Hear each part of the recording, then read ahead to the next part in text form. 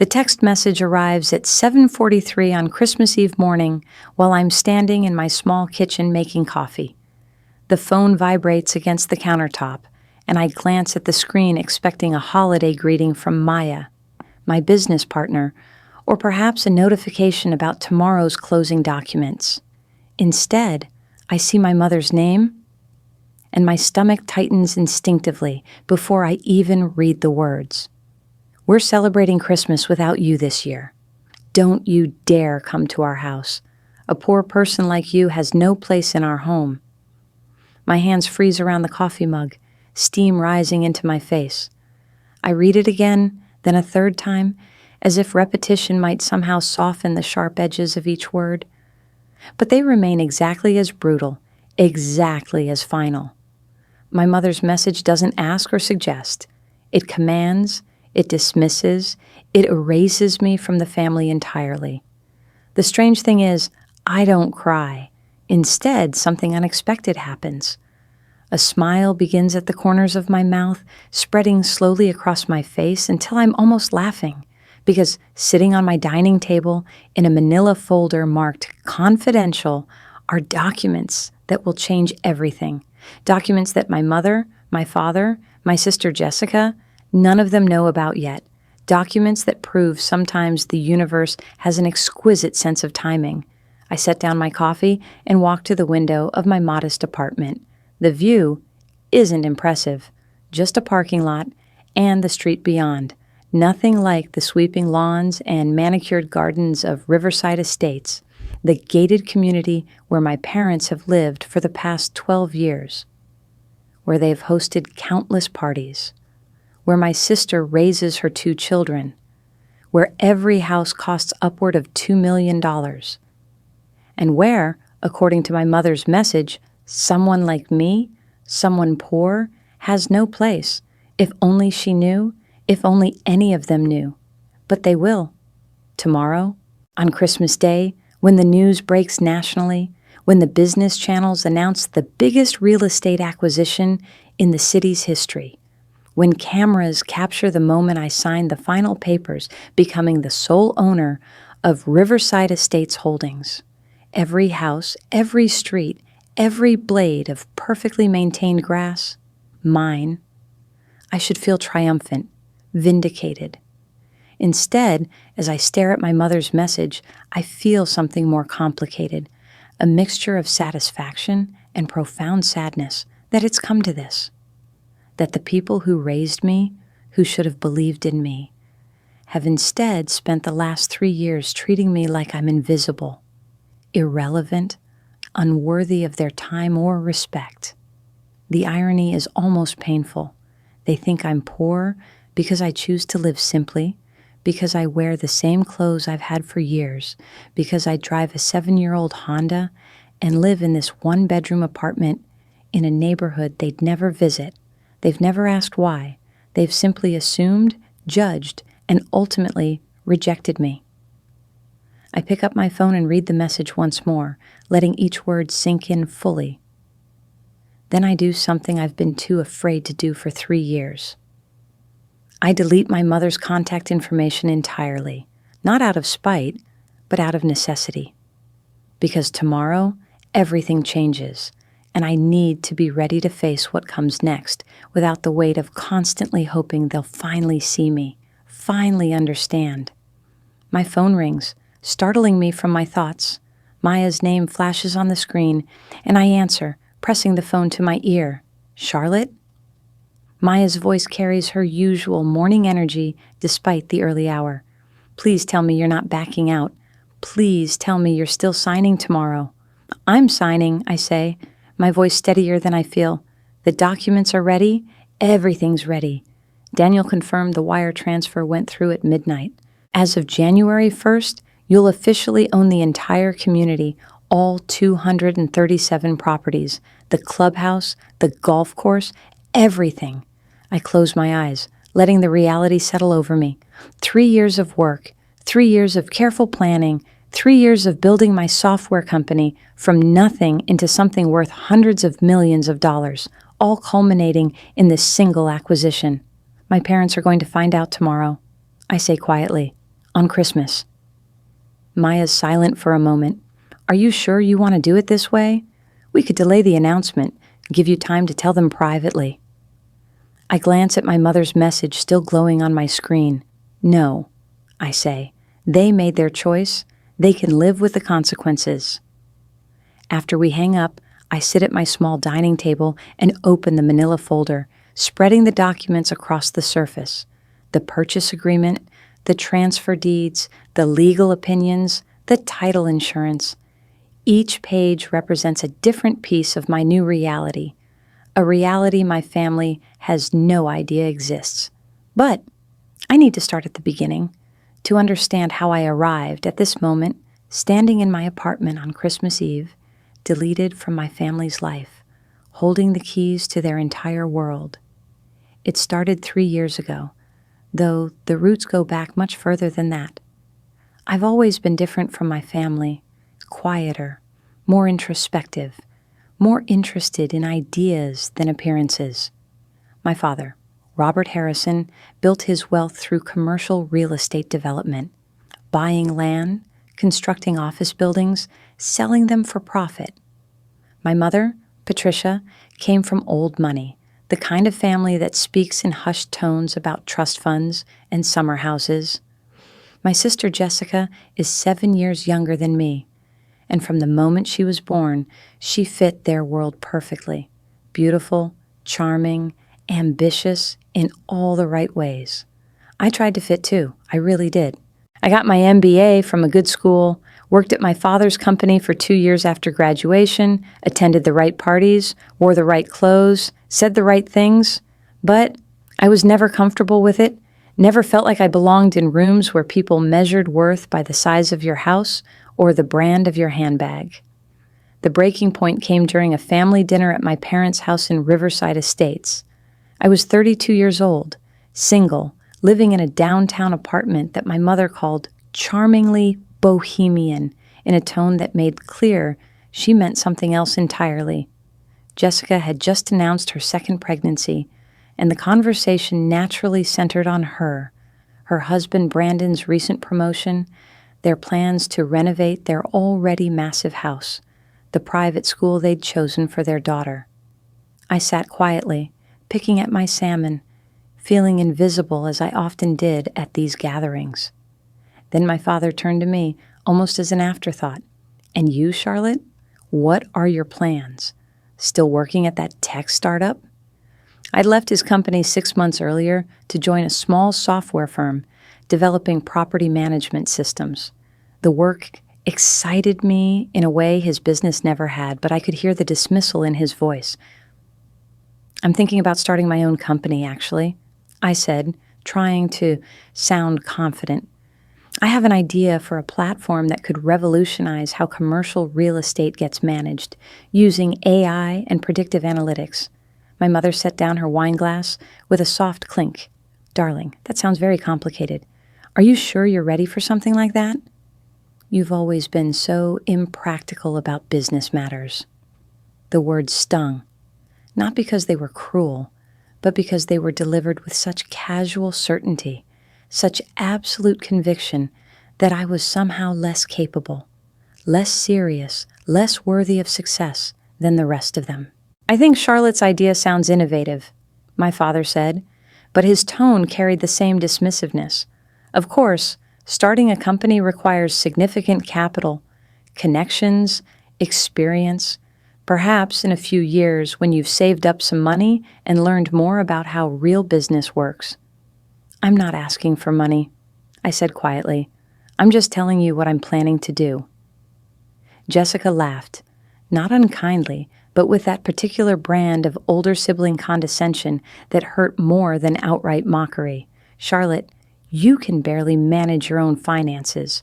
Remember when you bounced that check for your car payment? How are you going to run a whole company? The memory of that bounced check, which happened once, 6 years earlier, when I forgot to transfer money between accounts, had somehow become family legend. Proof of my fundamental incompetence with money? I just think you should be realistic about your capabilities, my mother added, reaching over to pat my hand. Not everyone is cut out for entrepreneurship. There's no shame in that. You could always come back to your father's company, work in HR or marketing, something more suited to your strengths. That night, driving home from their house, I made a decision. I would start my company. I would build it into something significant, and I would do it entirely on my own, without their money, without their connections, without asking for anything from them. I would prove them wrong, not out of spite, but because I needed to know if I was truly as incapable as they seemed to think. The next 2 years were the hardest of my life.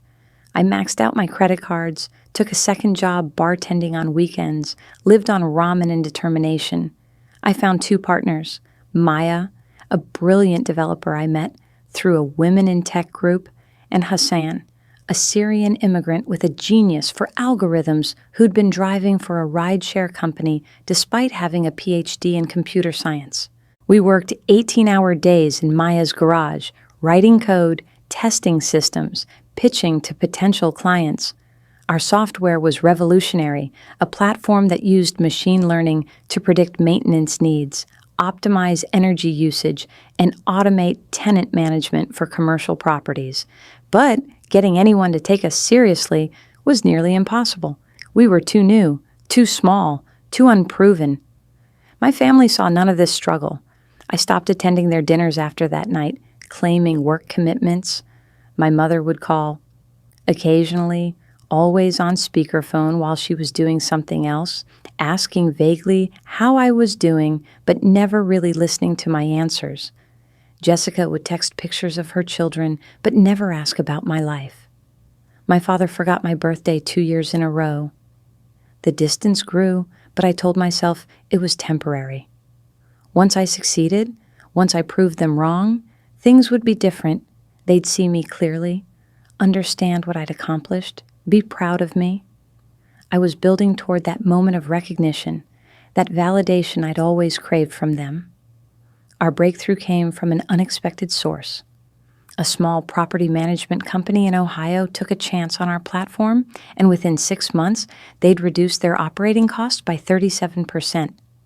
Word spread. Suddenly, we had clients across the Midwest, then the South, then nationally. Venture capitalists who'd ignored our pitches started calling us. Within 18 months, we'd grown from 3 people in a garage to a company of 80 employees with offices in 3 cities. The acquisition offer from TechCore Solutions came last spring. They wanted our platform, our team, our technology, everything. The number they proposed made my head spin. $240 million, split 3 ways among the founders. I should have been celebrating. Instead, I sat in my apartment, staring at the term sheet, thinking about my family. Now, they'd have to see me differently. Now, they'd understand I wasn't the impractical dreamer they'd dismissed. I couldn't wait to tell them. I called my mother first, my hands shaking with excitement and nervousness. She answered after 5 rings, sounding distracted. "Charlotte?" "This isn't a good time. We're at the club for brunch with the Hendersons. Mom, I have news. I wanted to tell you first. My company, we're being acquired. I'm going to—" I paused, still unable to quite believe it myself. "I'm going to have a lot of money." Silence on the other end then. "That's nice, dear. How much are we talking about? Around $80 million? My share." More silence, longer this time. Then, "Well, that is surprising. I suppose congratulations are in order. You should call your father. He'll want to know. Though really, Charlotte, you should be careful about what you do with that kind of money. You've never been very good with finances, and you don't want to end up losing it all." The excitement drained from me like water through a sieve. No questions about my company, about what we'd built, about how I'd achieved this. Just concern about whether I was responsible enough to handle success. I called my father next. He was more enthusiastic, but in a way that somehow felt worse. "That's fantastic news, sweetheart. I knew you had it in you. Tell you what, why don't you come by the office next week? I can introduce you to my wealth management team, help you set up proper investments. You'll want professionals handling this, people who understand real money. I don't need help, Dad. I have advisors. Of course, he said quickly. But my team has been managing family wealth for generations. This is a lot of money for someone without experience. Let us help you protect it. I'll think about it, I said, knowing I wouldn't.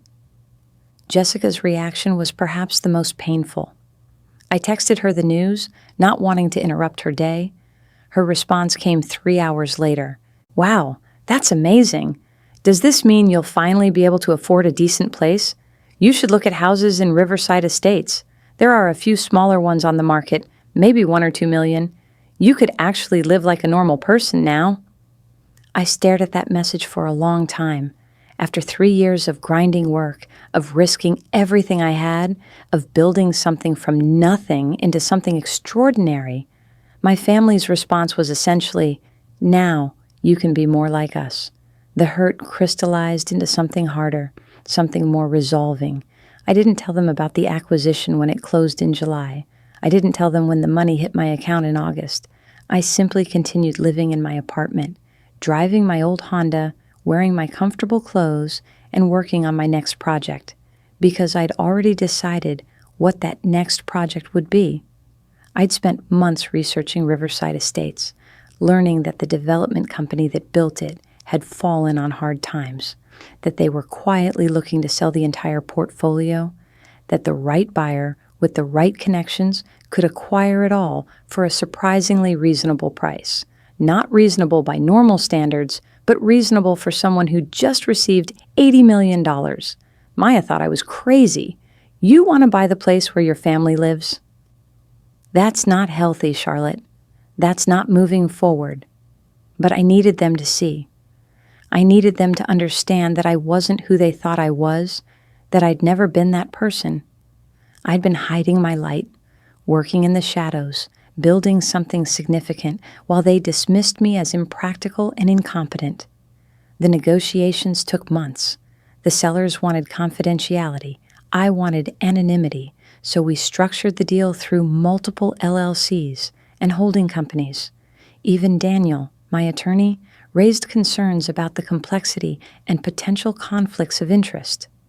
Your family lives there, Charlotte. What are you planning to do once you own it? Kick them out? Raise their rent? This feels like revenge, not business. I'm not going to kick them out, I said. I'm not even sure what I'm going to do.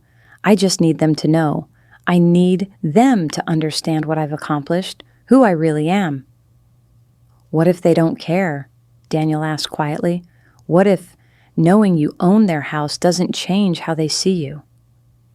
I couldn't answer that question, because if he was right, if owning their entire world didn't make them finally see me, finally respect me, then what would? The deal moved forward. Due diligence, inspections, title searches, environmental assessments, everything checked out.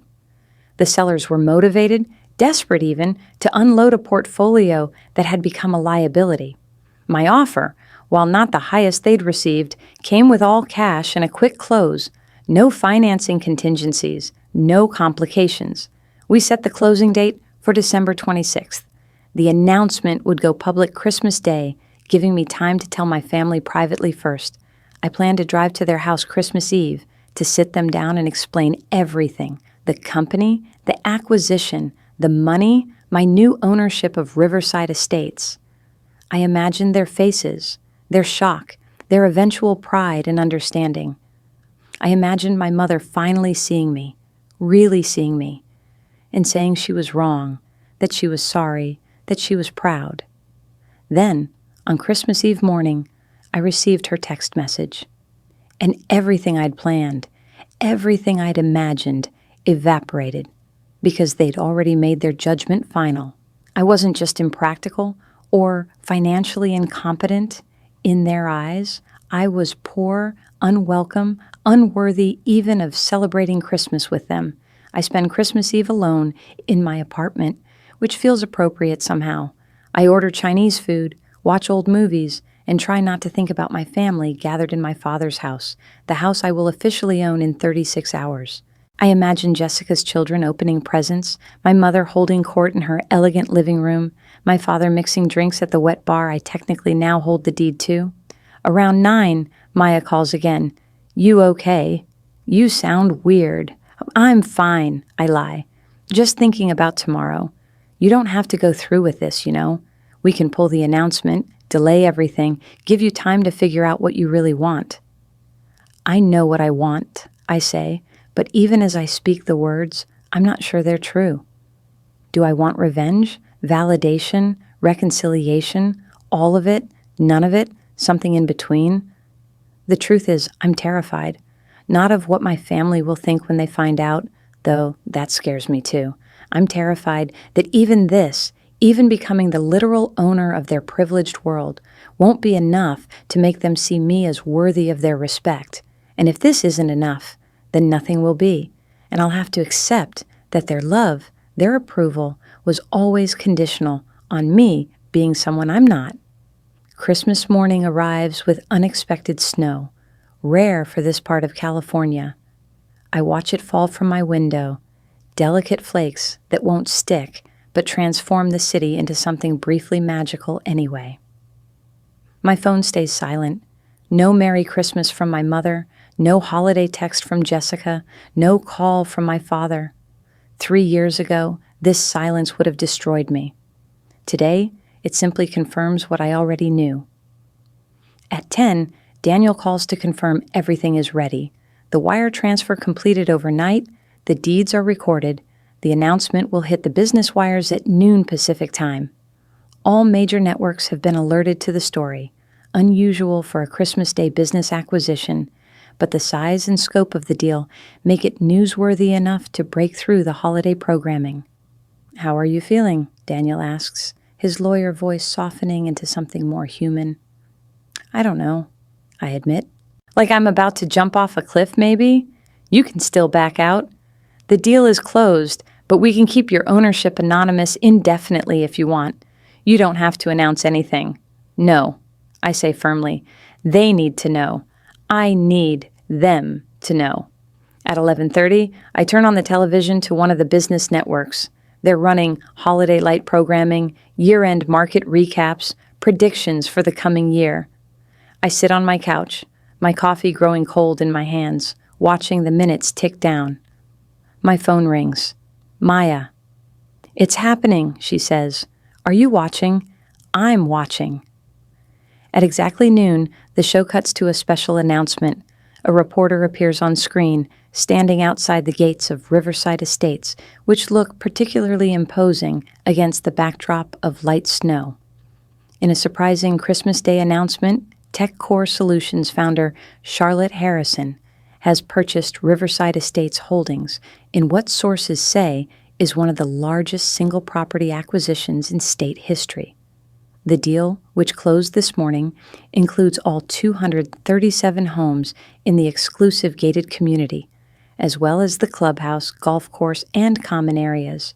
The purchase price has not been disclosed, but industry experts estimate it at over $300 million. The screen cuts to footage of the community, aerial shots of the sprawling development, interviews with shocked residents who are just learning their new landlord's identity.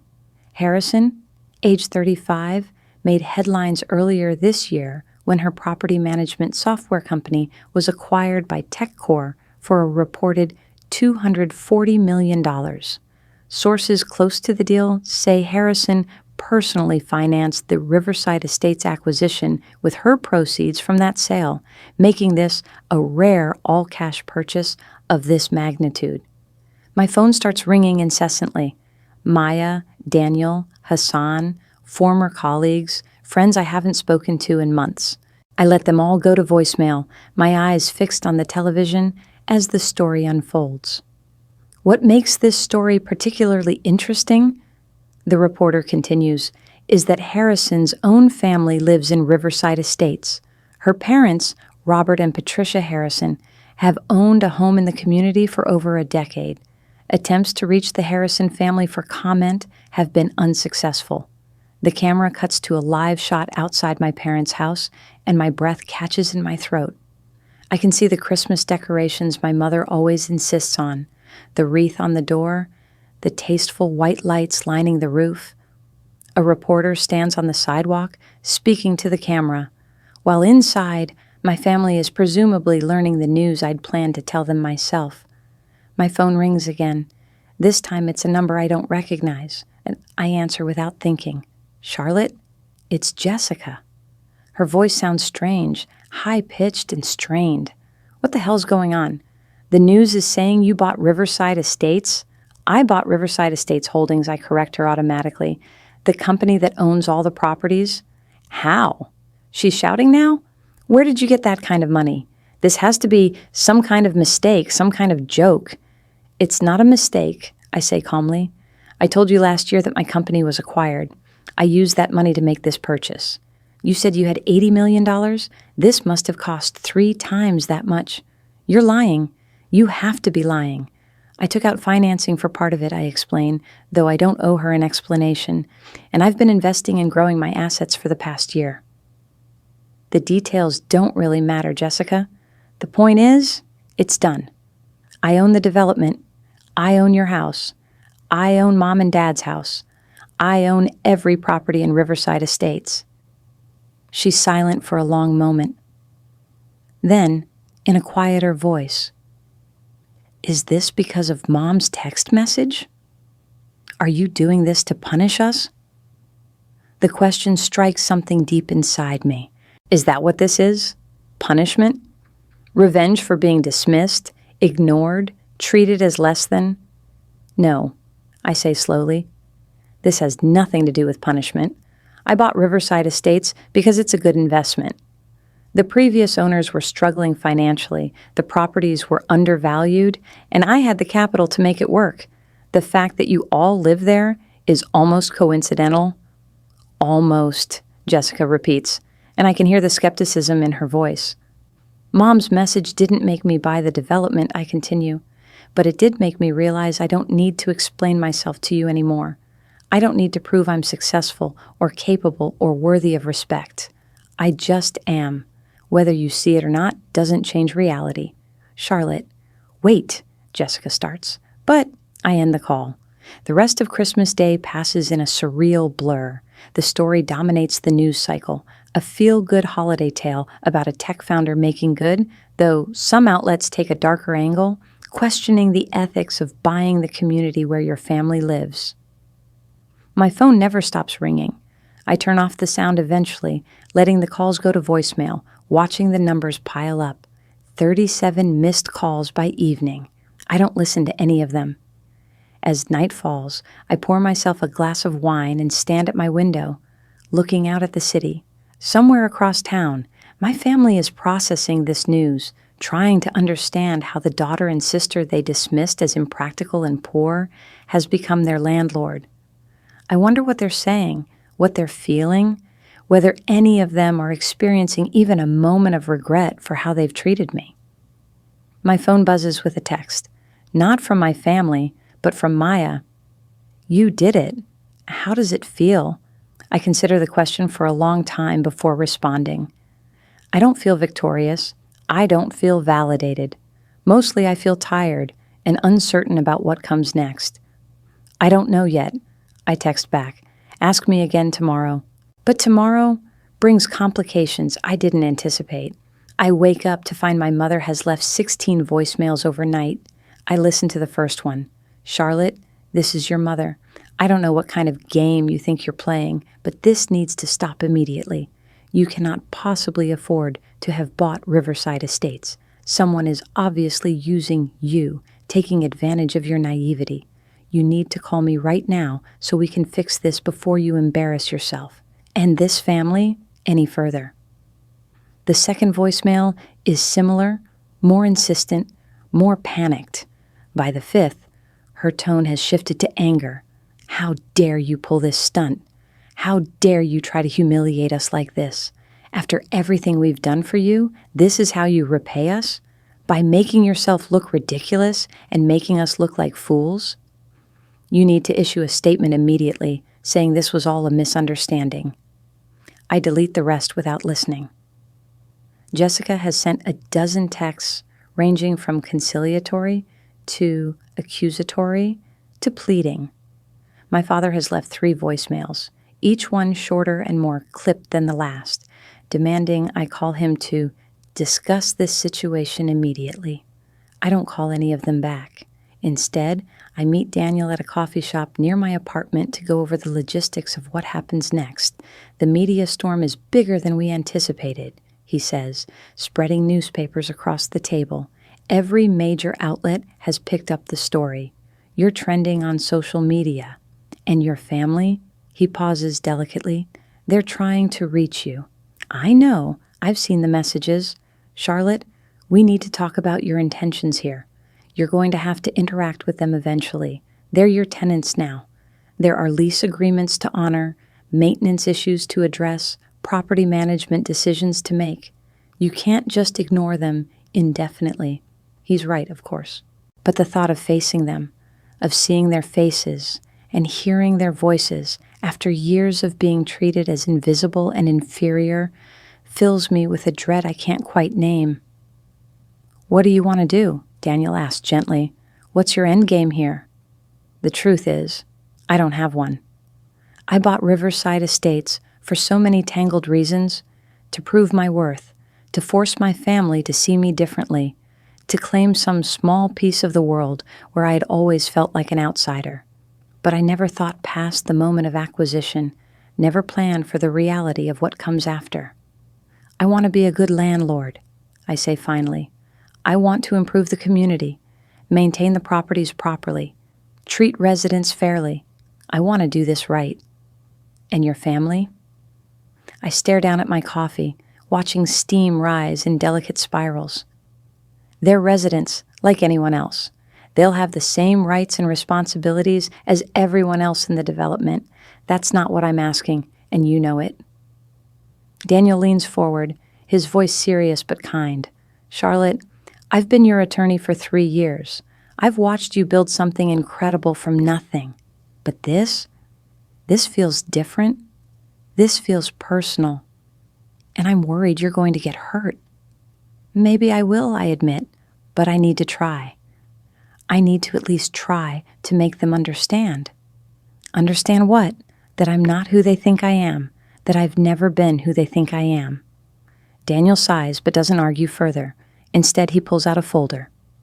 You need to hire a property management company. I've got recommendations for 3 firms that specialize in high-end residential communities. They can handle day-to-day operations, maintenance requests, lease renewals, everything, so you don't have to be directly involved with residents, including my family, I say. Especially your family, he replies. We spend the next hour going over operational details, financial projections, legal considerations. It's grounding, focusing on the practical aspects rather than the emotional complexity. By the time we finish, I feel more clear-headed, more certain that however this resolves with my family, at least I'm doing the business side correctly. As I'm leaving the coffee shop, my phone rings with yet another call from my mother. This time I answer. Hi, Mom. Charlotte. Her voice is ice wrapped in silk. We need to talk. In person. Today. I'm not coming to Riverside Estates. Then I'll come to you. Where do you live? I give her the address of the coffee shop, not wanting her to know where my apartment is, where I live. She agrees to meet me in 30 minutes. I order another coffee and sit by the window, watching the street, waiting. When my mother's Mercedes pulls up, I feel my stomach tighten. She steps out wearing her usual armor of expensive clothes and perfect makeup. But even from a distance, I can see the tension in her shoulders, the tightness around her mouth. She enters the coffee shop and spots me immediately. Her eyes sweep over my jeans and sweater, the same kind of casual clothes that have always disappointed her, before she sits down across from me without bothering to order anything. I don't even know where to begin, she says. Do you have any idea what you've done? Do you have any idea how humiliating this has been for your father and me? The first words out of her mouth aren't about my success or my achievement, but about her embarrassment. Something inside me hardens. I bought a property, Mom. That's all. I made a business investment. Don't play games with me, Charlotte. You bought the community where we live, where your sister lives, where all our friends and colleagues live. Do you understand how this looks? Do you understand what people are saying? What are they saying? That we must have treated you terribly for you to do something like this, that we must be awful parents, that there must be some terrible family drama. She leans forward, her voice dropping. You've made us look like villains, Charlotte, and I want to know why. The audacity of the question, the complete lack of self-awareness, leaves me momentarily speechless. Did you really send me that text? I ask quietly. The one on Christmas Eve? She has the grace to look uncomfortable for a moment. I was upset. You've been distant for years. You never come to family events anymore. You never call or visit. I felt like you'd abandoned us, and I was hurt. So you told me I was too poor to celebrate Christmas with you. I didn't mean it like that. I was just... She stops, searching for words. You've always been sensitive, Charlotte. You take things too personally. You told me not to come to your house because poor people have no place there. How else am I supposed to take that? I was being dramatic. You know I say things when I'm emotional. She waves her hand dismissively. But that's beside the point. The point is, what you've done now, buying Riverside Estates, making this huge spectacle, what are you trying to prove? That I'm not what you think I am, I say, my voice stronger now. That I'm not impractical or financially incompetent or unworthy of respect. That when I told you I was starting a company, I wasn't being naive or foolish. That when I told you I'd made $80 million, I wasn't exaggerating or lying. That I've built something significant and successful entirely on my own, without your help or your money or your connections. My mother stares at me for a long moment. Then she says, is this really what this is about? Are not supporting your little tech hobby enough? Charlotte, we've always been proud of you in our own way. We just wanted what was best for you, wanted to protect you from disappointment. You weren't protecting me, I say. You were dismissing me. There's a difference. Well, you've certainly proven your point now, haven't you? She sits back, her expression hardening. You've embarrassed us publicly, put us in an impossible position, and for what? So you could feel superior? So you could show us up? No, I say, suddenly very tired. I just wanted you to see me, to really see me, not the version of me you created in your minds. But I don't think that's possible, is it? Even now, even knowing everything I've accomplished, you still can't acknowledge it without turning it into something I've done to hurt you. My mother's lips thin into a hard line. If you wanted us to be proud of you, Charlotte, there were better ways to go about it. Ways that didn't involve this public spectacle, this humiliation.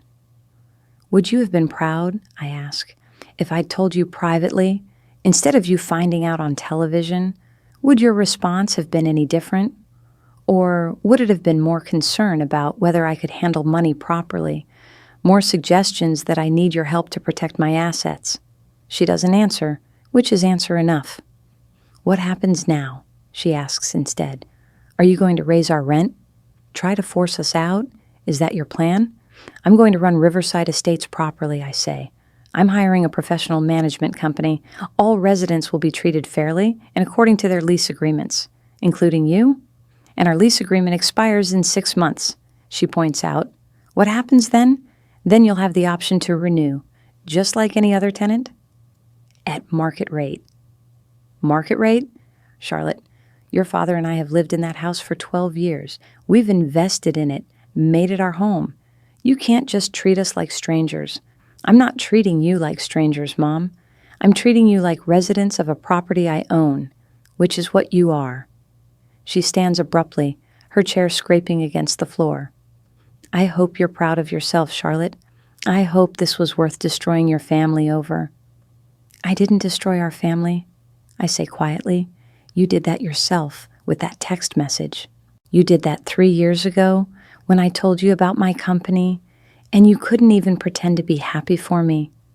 You've been destroying it piece by piece for my entire adult life, by treating me like I'm less than, like I'm not good enough to be part of your perfect family. My mother's face flushes with anger. How dare you blame me for your choices? We gave you every advantage, paid for your education, supported you even when you were making foolish decisions. And this is how you repay us? I don't respond. There's nothing left to say. After a moment, she turns and walks out, her departure marked by the angry click of her heels against the floor. I sit alone at the table for a long time after she leaves, staring at the cold coffee in front of me. The confrontation didn't go the way I'd hoped, but then again, I'm not sure what I'd hoped for. An apology? Recognition? Understanding? None of those things were ever really on the table. My phone buzzes with a text from Jessica. Mom just called. She's furious. What did you say to her? I consider not responding, but something makes me reply. I told her the truth, that I bought Riverside Estates as a business investment, not as revenge or to humiliate anyone, and that I plan to run it professionally. Her response comes quickly. But you're still our sister. Doesn't that mean anything to you? The question stabs at something tender inside me. Yes, I type back. It means I'll treat you fairly and honestly, which is more than I can say you've all done for me. 3 dots appear, then disappear, then appear again. Finally, can we talk? Just you and me? Not about the properties or business, just about us? I hesitate before responding. Okay, when? Tomorrow? There's a small park near the elementary school. Meet me there at 2? I agree, though I'm not sure what there is left to say.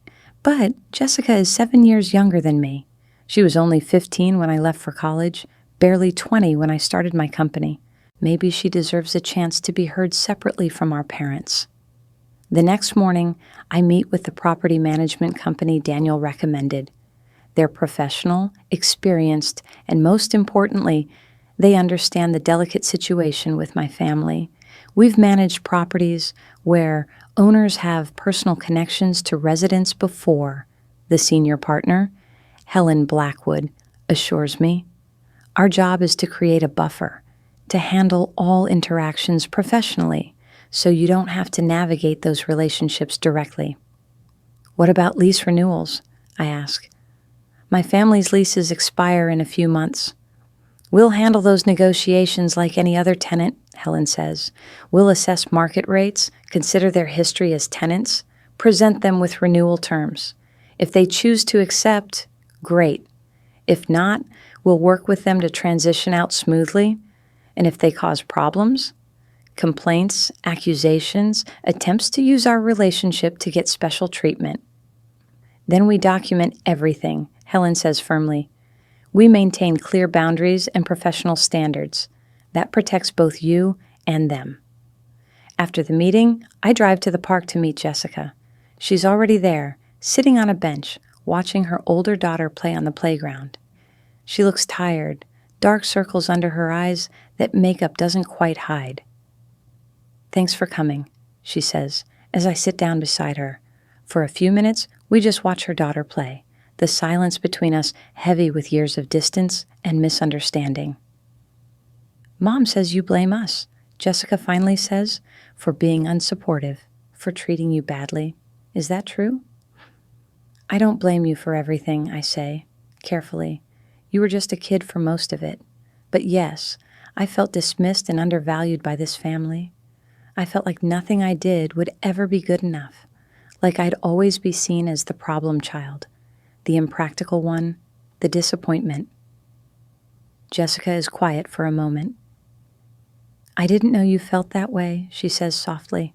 I thought you just didn't like us anymore, didn't want to be part of the family. Why would you think that?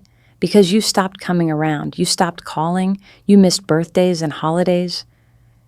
It felt like you'd decided we weren't worth your time anymore. The accusation stings because there's truth in it.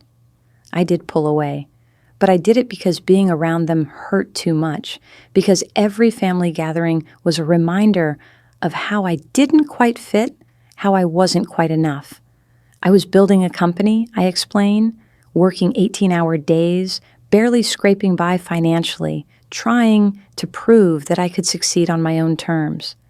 And every time I saw you all I felt was judgment. Even when I tried to share what I was doing, nobody really listened or seemed to care. I cared, Jessica insists. I asked about your company. You asked once. I correct her. And when I tried to explain it, you got bored halfway through and changed the subject to something about your kids. Jessica winces. I'm sorry. I didn't realize. I was probably exhausted. You know how it is with small children.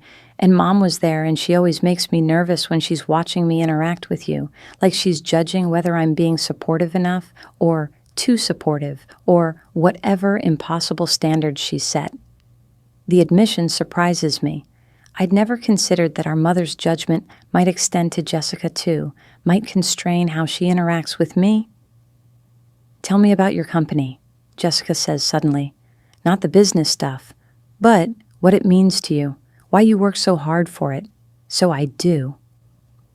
I tell her about those early days in Maya's garage, about Hassan's brilliant algorithms, about the first client who took a chance on us. I tell her about the nights I fell asleep at my laptop, about the fear that we'd fail, about the moment we got our first big contract and I realized we were actually going to make it. Jessica listens without interrupting, really listens in a way she never has before. When I finish, she's quiet for a long moment. I had no idea, she says finally. Mom and Dad made it sound like you were just playing around with computers, like it wasn't serious. I believed them because, well, they're the successful ones, right? They've built their whole lives around business and money and status. I figured they knew what they were talking about.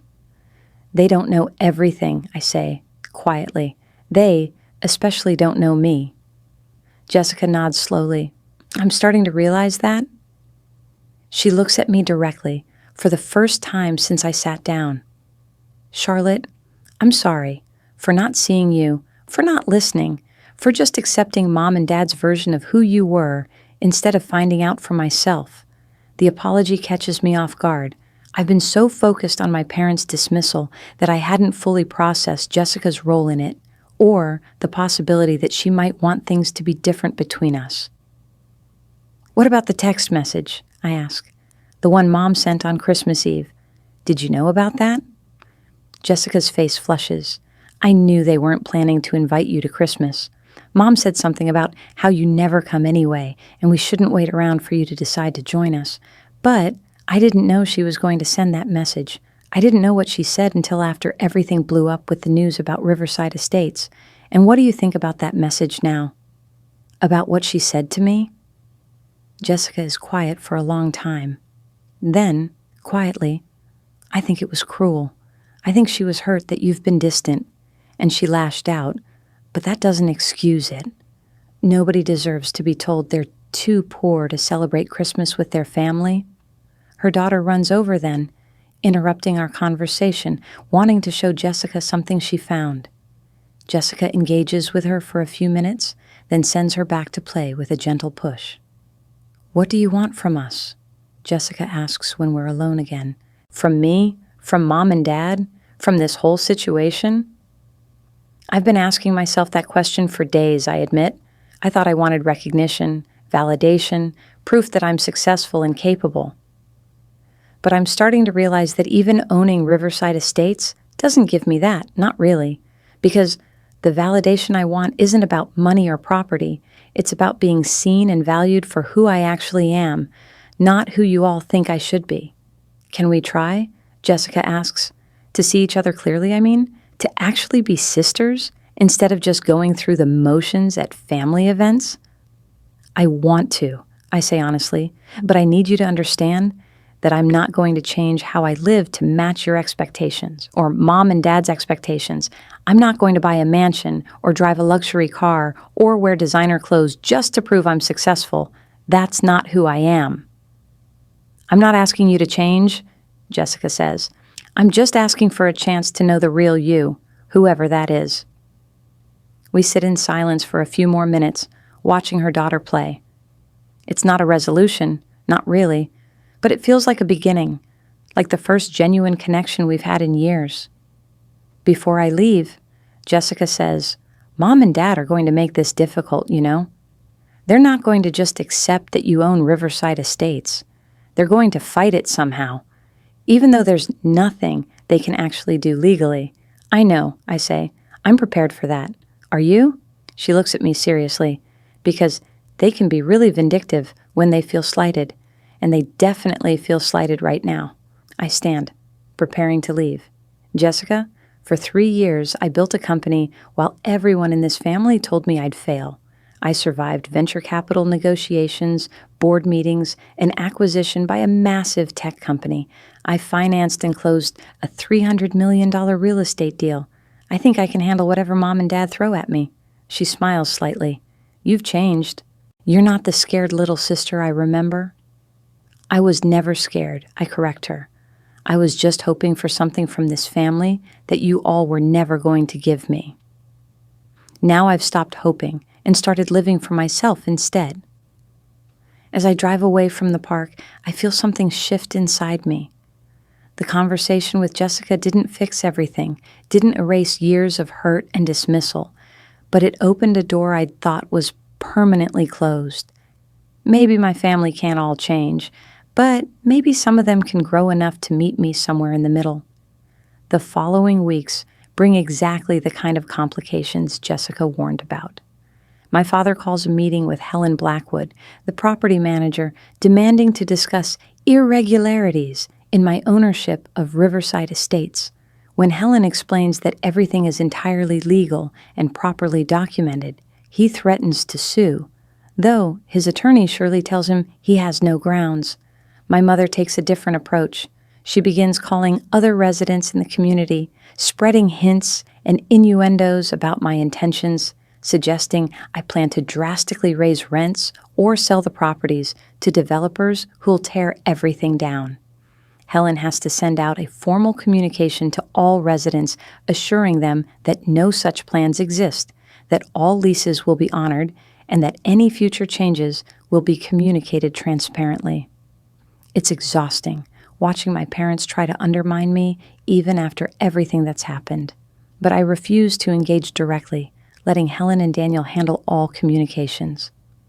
I focus instead on actually running Riverside Estates properly, reviewing maintenance requests, approving renovations to common areas, meeting with landscaping contractors about improvements to the golf course. 6 weeks after Christmas, I'm in my apartment reviewing financial reports when Jessica calls. I need to tell you something, she says without preamble. Mom and Dad are planning something. What kind of something? I don't know exactly, but they've been meeting with their attorney a lot, and Dad's been making phone calls about you, trying to find out information about your finances, your company, your acquisition of Riverside Estates. I think they're trying to build some kind of case against you. A case for what? I already own the properties. The deal is closed. I know, but they're desperate. They can't stand that you've one-upped them, that you own something they thought they controlled. Jessica pauses. Charlotte, I think you need to be careful. I think they're going to try something that could hurt you professionally or personally. I thank her for the warning and immediately call Daniel. We spend the evening going through every document related to the acquisition, looking for any vulnerability my parents might exploit. Everything is airtight, but Daniel still advises caution. People who feel cornered do desperate things, he warns. Your parents have money and connections. They might not be able to reverse the acquisition, but they could make your life difficult in other ways. What other ways?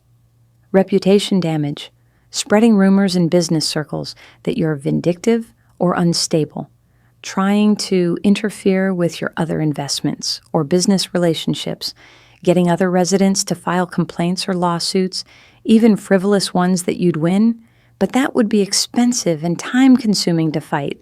So what do? Document everything. Don't engage with them directly. And maybe, he suggests carefully, consider whether this whole thing is worth it. You could sell Riverside Estates tomorrow for a substantial profit, walk away, and never have to deal with them again. The suggestion is tempting. I could walk away, could put this whole complicated situation behind me. But something in me resist the idea of letting them win, of letting them force me out of something I rightfully own just because my presence makes them uncomfortable. No, I say firmly. I'm not selling. I'm not backing down. They're the ones who made this personal with that text message, with years of dismissing me. If they want to fight, we'll fight, but I'm not giving up what I've earned. 2 weeks later, the first lawsuit arrives. Not from my parents directly, but from 3 other residents of Riverside Estates, claiming that I have a conflict of interest as both owner and family member of residents, that my ownership creates an uncomfortable environment, and that I should be forced to sell to a neutral party.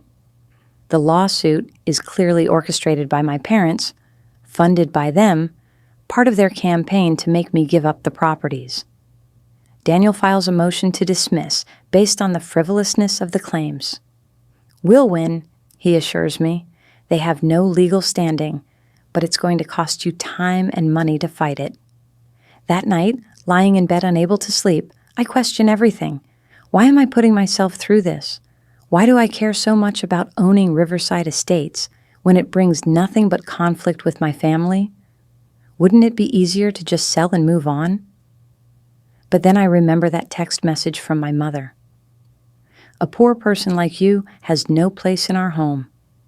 I remember years of being dismissed, ignored, treated as less than. And I realize that if I sell now, if I back down because they're making things difficult, I'm letting them win. I'm accepting their narrative that I don't belong, that I'm not worthy, so I don't sell. Instead, I double down. I approve a major renovation project for the clubhouse.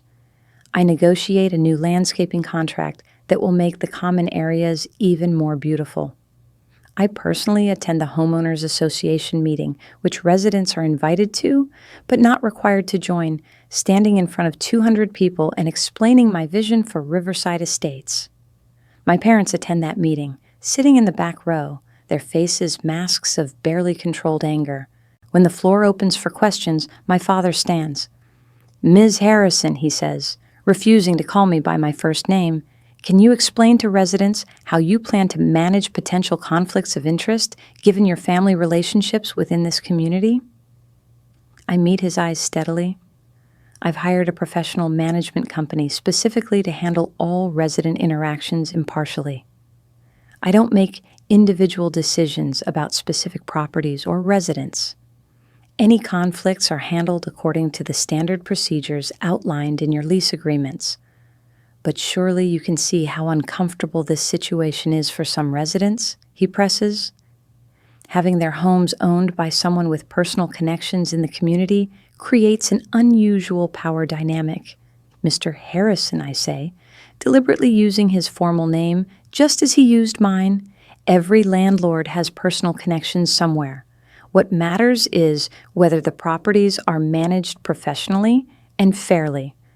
I believe the past several weeks have shown that they are. Other residents begin asking questions too, most of them practical ones, about maintenance and improvements. By the end of the meeting, I sense that the majority of people are actually pleased with the changes I'm making, appreciate the improved management and attention to the properties. My parents leave before the meeting ends, but Jessica stays. She catches me afterward in the parking lot. "That took guts," she says, facing them down in public like that. "I didn't have a choice. If I don't show up and defend myself, their narrative becomes the only one people hear." Jessica nods. For what it's worth, I think most people here see through what Mom and Dad are doing. They're making themselves look petty and vindictive, not you. Over the next month, the lawsuit gets dismissed exactly as Daniel predicted. The judge calls the claims frivolous and orders the plaintiffs to pay my legal fees. It's a complete victory, but it feels hollow because I know my parents will just find another way to make my life difficult. Then, something unexpected happens. I receive a phone call from the president of the Homeowners Association, a woman named Margaret Chen, who lives 3 streets over from my parents. "Ms. Harrison, I wanted to thank you personally for the improvements you've made to the community. The new landscaping is beautiful. The clubhouse renovation is long overdue, and I appreciate how accessible and responsive your management company has been. Thank you, Mrs. Chen. I'm glad residents are pleased. I also wanted to apologize," she continues, "for the lawsuit. I want you to know that the vast majority of residents had nothing to do with that and don't support it. We're grateful to have an owner who actually cares about maintaining and improving the properties." After we hang up, I sit with that conversation for a long time. Maybe winning doesn't mean getting my parents to see me differently. Maybe it means building something good regardless of their opposition, proving through actions rather than words that I'm capable, competent, and worthy of respect. Spring arrives with cherry blossoms in the common areas and a new sense of calm. The attempted lawsuit is behind us. The management company has established smooth operations, and most residents seem content with the improvements I've made. My parents have gone quiet, their attacks apparently exhausted for now. I'm in my apartment one Saturday morning when Jessica calls. "Can you come over? Just for a little while? I want you to meet someone." I drive to her house in Riverside Estates, feeling nervous. I haven't been inside any of the properties since buying them, haven't wanted to blur the lines between my role as owner and my role as family member. But Jessica sounds different on the phone, softer somehow, and I'm curious. Her daughter answers the door and immediately hugs my legs, which surprises me. I've been the distant aunt for so long that I didn't realize she even remembered me. Inside, Jessica is setting out coffee and cookies, making an effort that touches me. Her younger daughter is coloring at the kitchen table, and Brandon is notably absent. "He took the kids out earlier so we could talk," Jessica explains. "I wanted to show you something." She hands me a photo album, old and worn, that I recognize immediately. It's from our childhood, filled with pictures of us as kids. "I found this in Mom's attic when I was looking for old decorations," Jessica says. "Look at page 15. I flip to the page and see a photo I don't remember. I'm about 13, standing next to a science fair project. My face is bright with excitement, pride radiating from my expression. Next to that photo is one of Jessica at her dance recital, maybe 6 years old, equally joyful. "We were both happy then," Jessica says quietly, "before everything got complicated, before Mom and Dad started comparing us, before we bought into their ideas about success and status and what matters. I study the photos, these captured moments of genuine joy before we learned to perform for approval.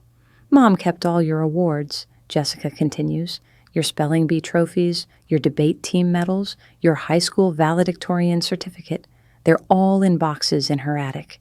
She never threw them away, even though she stopped talking about them." The revelation stuns me.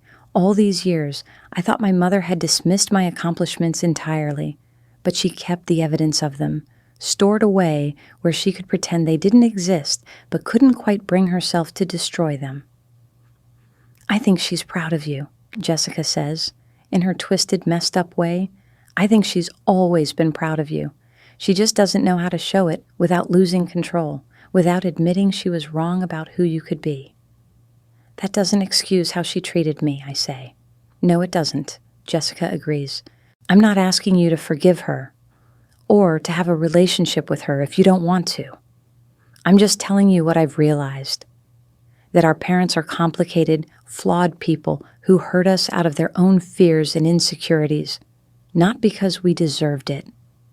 We sit in silence for a while, looking at old photos, remembering who we were before family dynamics became so tangled and painful.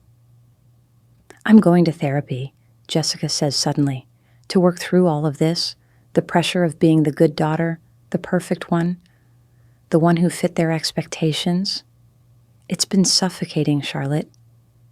I think I've been almost as unhappy as you've been, just in a different way.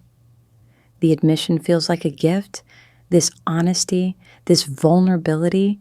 For the first time, I see my sister not as the favored child who had everything easy, but as someone equally trapped by our parents' expectations, equally struggling to be seen as herself, rather than as a reflection of their ambitions.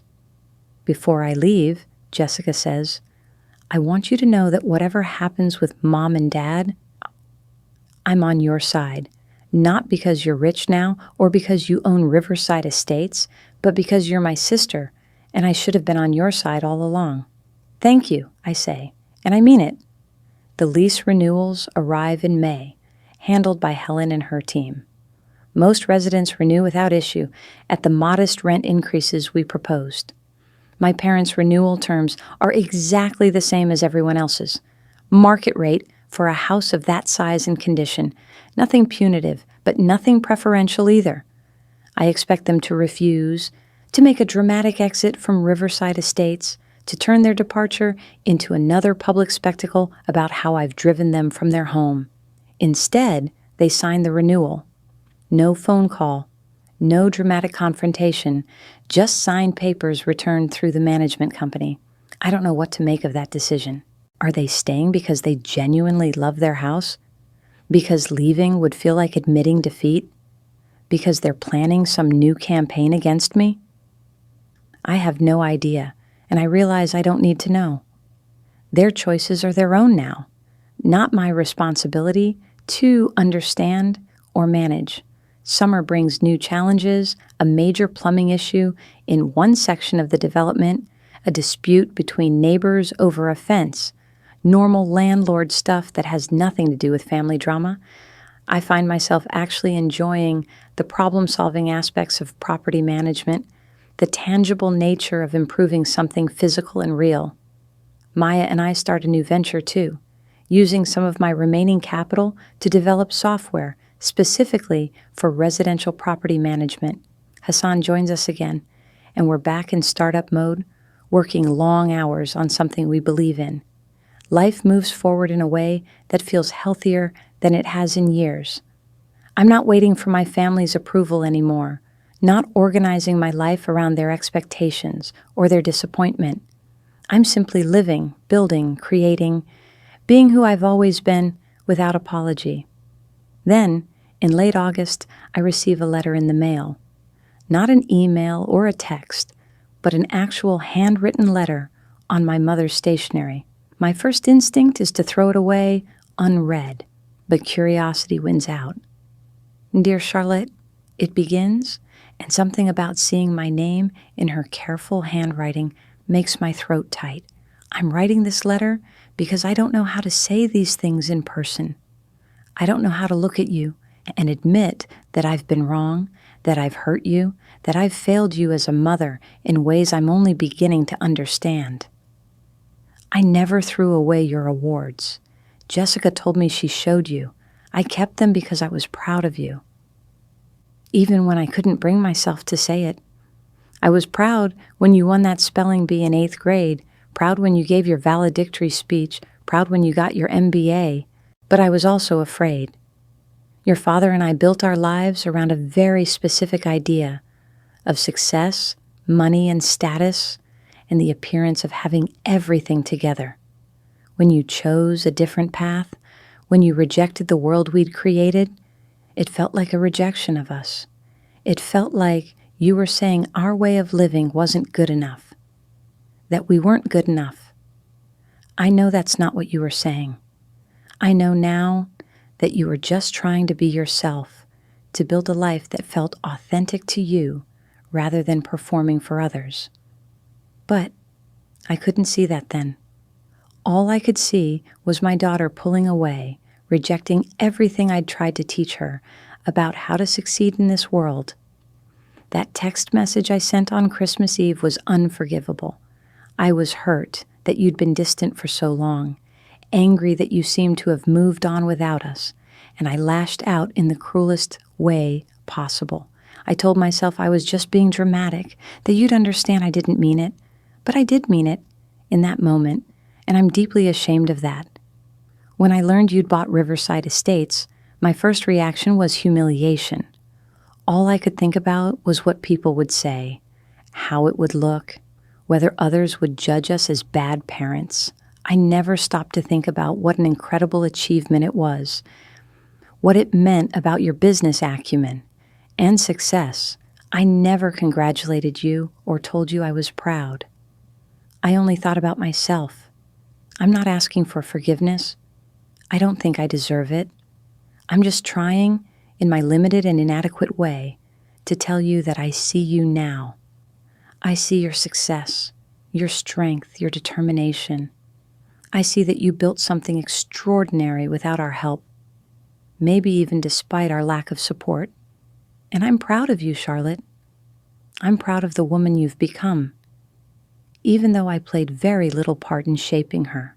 Your father and I are attending counseling together, trying to understand why we've been so rigid, so judgmental, so incapable of loving you the way you deserve to be loved. It's difficult work, facing these truths about ourselves, but you deserve to know we're trying. I don't expect this letter to fix anything. I don't expect you to want a relationship with us again, not after everything we've put you through. I just wanted you to know that you were never the problem, Charlotte. We were. And I'm sorry. Love, Mom. I read the letter 3 times, tears streaming down my face by the end.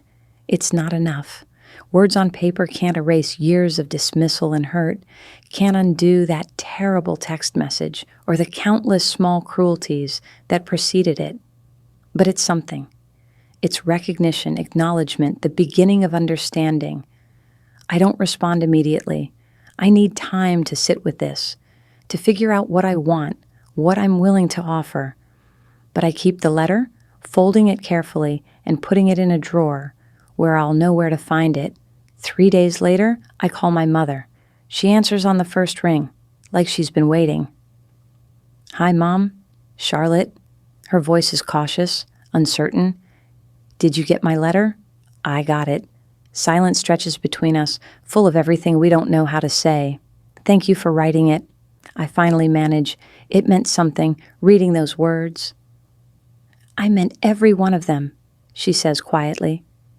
I know you have no reason to believe me, but I did.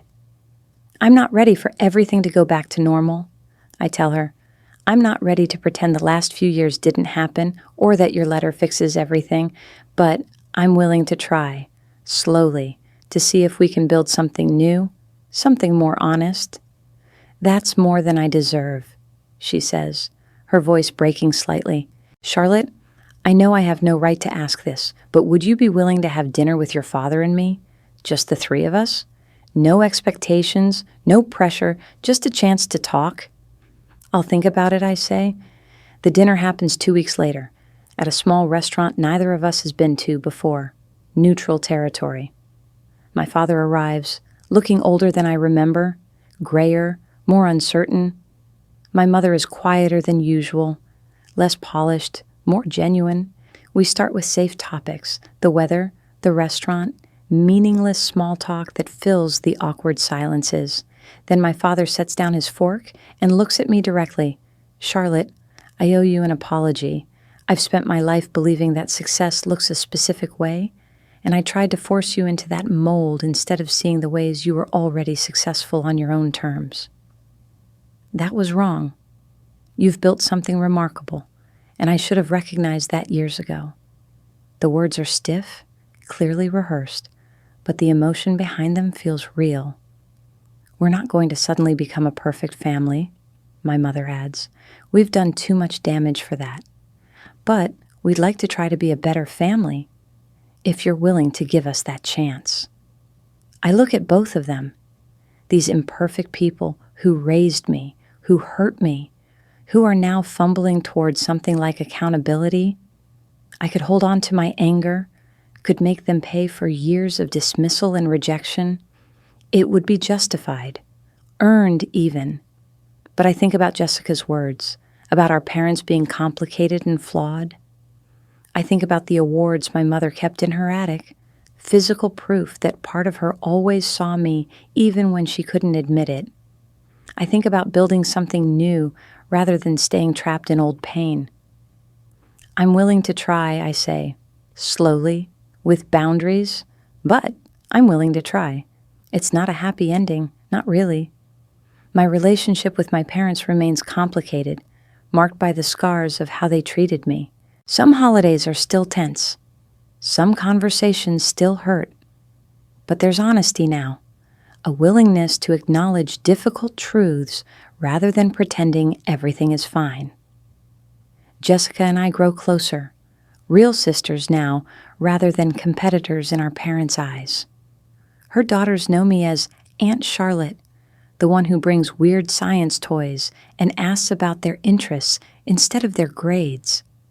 Riverside Estates thrives under my ownership. I implement sustainable landscaping practices, add solar panels to the clubhouse, create a scholarship fund for residents' children pursuing education in technology and science. It becomes more than just a property I own. It becomes something I'm proud to be part of.